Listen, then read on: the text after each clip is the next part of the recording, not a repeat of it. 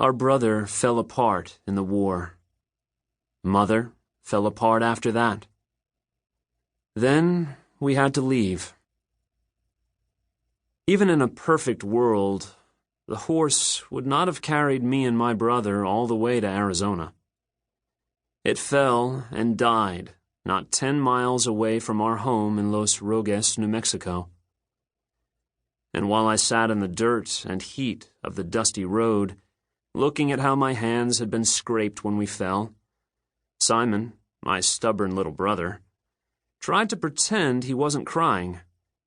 But he cried anyway and pressed his face into the knees of his jeans, soaking the fraying denim with his tears for more than an hour before even looking up at me.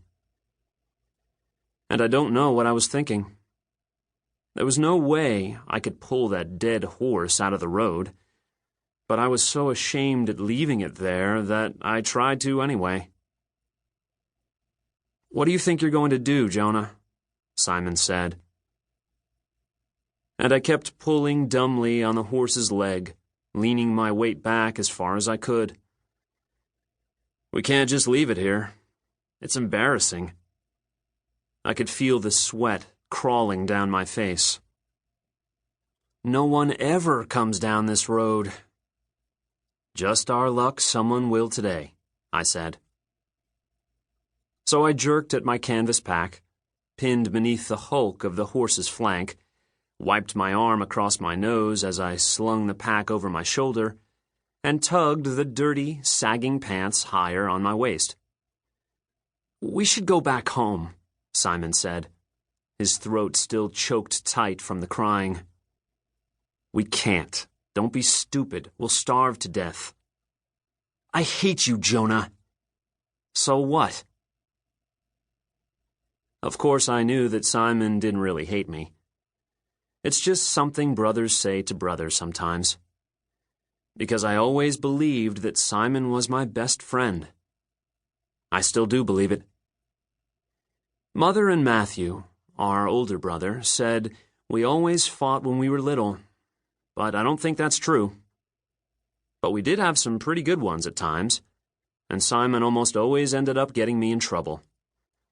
He'd always been good at that. By the time Matthew was in 12th grade, he began spending less time at home. I couldn't blame him. He'd gotten a job at the bowling alley, and he'd sometimes stay there all night, or sleep at a friend's house just to stay away. But he'd always come back, especially at times when our mother would leave Simon and me there alone. Matthew would bring us food wrapped in waxed paper from the bar at the bowling lanes.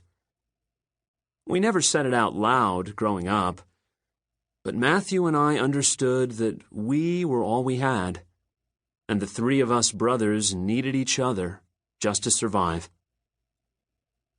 There's only one bed in our room, and when Matthew was home, that meant Simon and I had to sleep on the floor with blankets next to each other to stay warm. When it was real cold, we'd all three sleep in that bed. Sometimes I knew that Simon and I would lose patience with each other too, because there's only so much you can put up with during the daytime from someone you have to sleep with every night of your life. At least, that's how I look at it. And now, Matthew was gone. Simon and I didn't talk much about where he was. The thought of losing him was more frightening than probably anything else. But we had also gotten used to his not being home, even if we'd never get used to the possibility of his not coming back.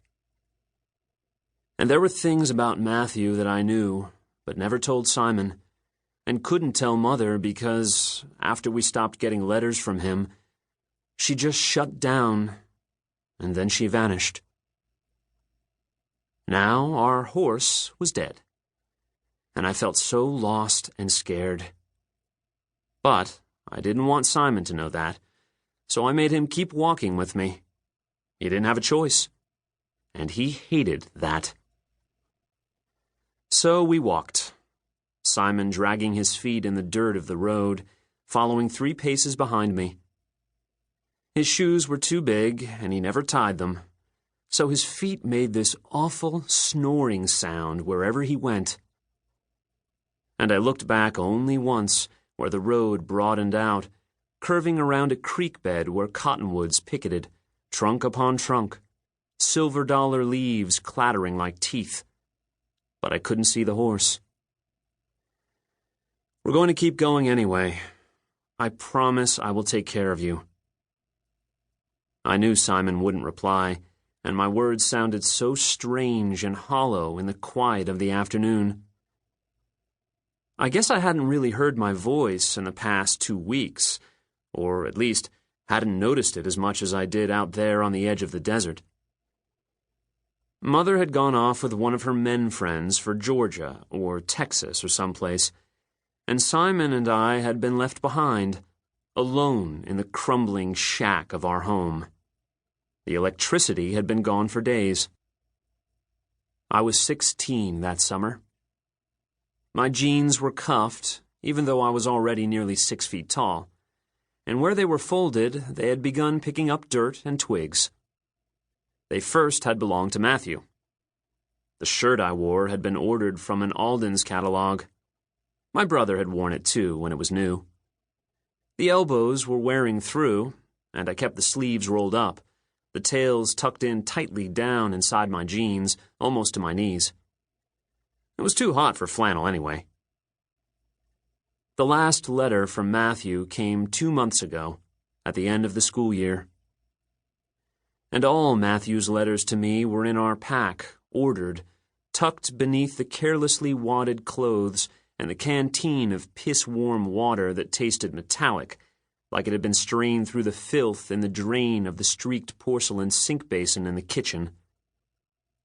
At the bottom, under our clothes, was the comp book where I drew my map, and a small pistol.